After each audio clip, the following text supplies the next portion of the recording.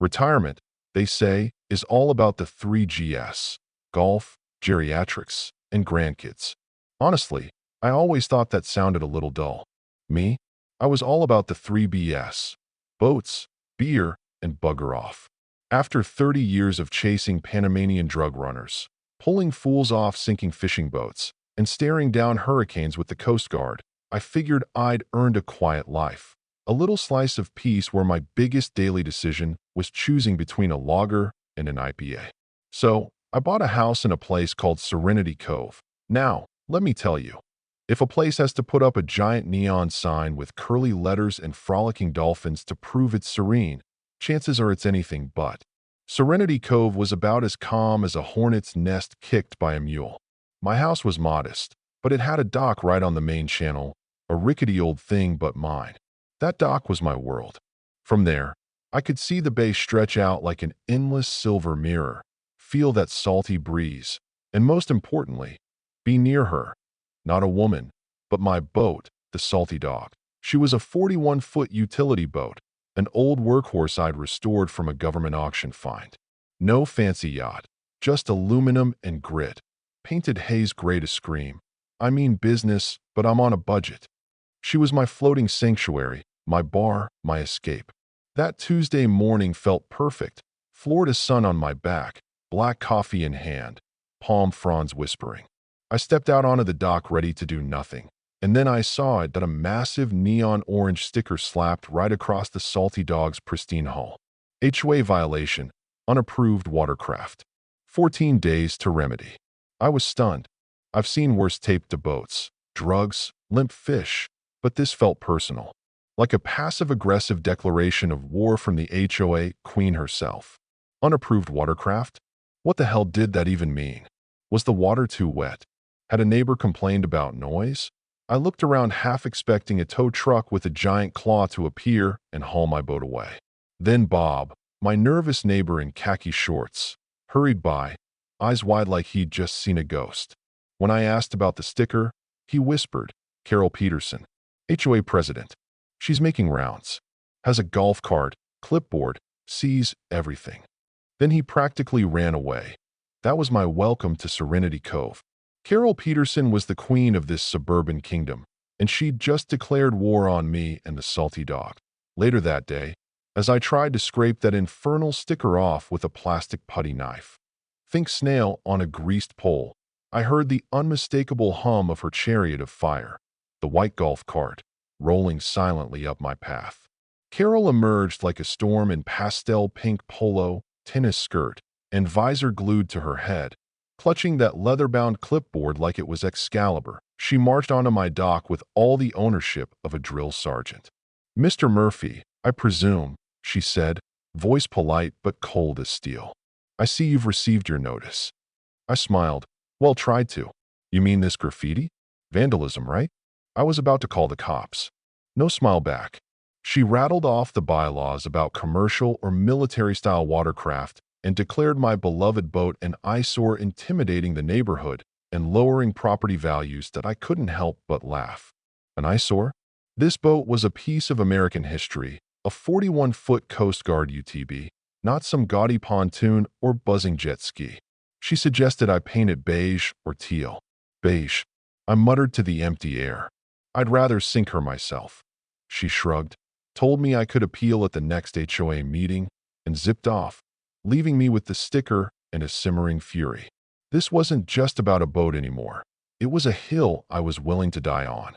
My own little gray Alamo. A few days later, while Dave and his Uncle Gary showed up to rebuild my dock, an ancient creaky relic that needed a serious makeover, Dave warned me about Carol. She'd tried to shut them down on a previous job for noise complaints. Gary just stared her down so hard she left flustered. "Well, she's taken an interest in me now," I said.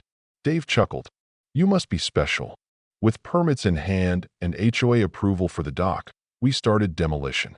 Of course, Carol appeared right on cue, clipboard ready, complaining about the noise disrupting neighborhood serenity. I told her, "It's construction, not a Kenny G concert," checking my watch to prove we were within allowed hours. Gary, grizzled and silent, gave her a stare so intimidating it might have shattered glass. Carol blinked, made a note, and drove off. The stare, Dave whispered, works every time. Then came the cops. One morning, flashing lights swept across my living room wall. Officers Miller and Schmidt showed up after a complaint about an illegal commercial vessel. I welcomed them in, pointed out the docks a work in progress, and let them see the salty dog. They looked at the boat, then at each other, and finally admitted there was no issue. I could almost hear Miller sighing with relief. That night, I dug out my International Maritime Signal flags, a naval communication system honed over centuries. Carol wanted official? I'd give her official.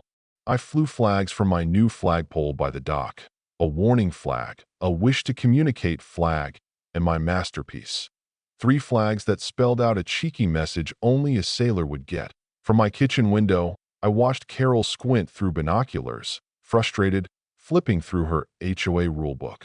She knew I was mocking her and couldn't prove a thing. The inevitable HOA hearing came soon after in the community clubhouse.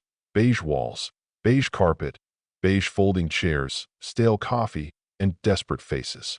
Carol ran the show like a tyrant, showing photos of my boat, calling it a scar on the waterfront. When my turn came, I felt calm. Bureaucracy was my battlefield that I laid out the facts. The boat's legal registration as a private vessel. The absurdity of the military-style claim. My toaster was more military. And the bylaws themselves, which prohibited commercial or military vessels, not retired Coast Guard boats sold at auction. The board looked confused. Logic wasn't their strong suit. Carol smiled thinly and called for a vote. Unsurprisingly, the violation was upheld, and I was slapped with a $500 fine. I nodded and left, telling them, for a place called Serenity Cove, you sure know how to make life stressful. Congrats on that. 3 days later, a letter arrived from a law firm.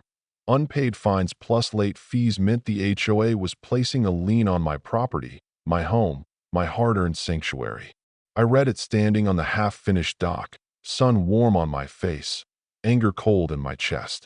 Carol had poked a sleeping bear with a legally binding stick. Then I saw a flyer tacked to a piling. The annual Founders Day boat parade, led by a U.S. Coast Guard escort vessel. I looked at the flyer, then at the salty dog, and the letter in my hand. A slow, wicked grin spread across my face. Oh yeah, this was going to be biblical. Over the next week, Dave and Gary worked hard to finish the dock, composite decking, solid pilings, the works. I polished the salty dog till she gleamed like a museum piece. Then came the final touch, a crisp white Coast Guard dress shirt and captain's shoulder boards, symbols of my 30 years of service. Saturday morning dawned bright and hot. Neighbors lined the seawall with chairs and coolers, buzzing with anticipation. I stepped out in full uniform. White shirt starched to perfection, black pants creased sharp, gold captain's bars gleaming in the sun. Carol was already on patrol, adjusting bunting when she saw me. Her mind, I imagine, just short-circuited. Here I was, the man she'd find, dressed like a real captain, walking toward the very boat she tried to outlaw. Her face flipped through confusion, disbelief, and pure rage. She dropped the bunting, whipped out her phone, and started dialing like a woman on fire. First call to the HOA board. He's flouting everything. Second, to the police. He's impersonating an officer. Third, the masterstroke. Calling the local Coast Guard, claiming a man in fake uniform was operating an illegal military vessel. Neighbors gathered, watching Carol's meltdown unfold like the best reality show. I untied the salty dog, fired up the twin diesels. The engines rumble a satisfying growl. Police arrived again, Miller and Schmidt, but stayed back, arms crossed, spectators now. Then the Real Coast Guard boat appeared, cutting through the channel with flashing lights and crisp professionalism. Carol pointed, triumphant, yelling, "They're here to arrest him." The lieutenant hailed me. "Sir, reports of impersonation and unauthorized vessel. Identify yourself." Silence fell over the neighborhood like a held breath. I answered, voice steady, "Frank Murphy, retired. This is my vessel, the Salty Dog." The lieutenant squinted, then his eyes landed on my uniform. The hard mask of enforcement shattered, replaced by shock and respect. He saluted me. Slow, perfect, textbook. Captain. Carol's jaw hit the walkway. Neighbors were speechless. Officer Miller grinned like a kid. Schmidt laughed into his hand. I stood taller, pride swelling as I returned the salute. The lieutenant smiled. Had no idea you'd be joining us today, Captain. It's an honor. The honor's mine, I said. The Coast Guard sped off to lead the parade. Police quietly left, and Carol? She stood frozen, humiliated, before retreating in her golf cart. Smaller somehow, stripped of power. Dave and Gary applauded from the dock. Righteous, Captain, Dave said. A few days later, I got a plain letter from the HOA. Violation dismissed, fine waived. Carol resigned and possibly moving out. No more purple flags. No more golf cart patrols. My life in Serenity Cove is finally serene. Not the beige, boring kind, but the kind you earn.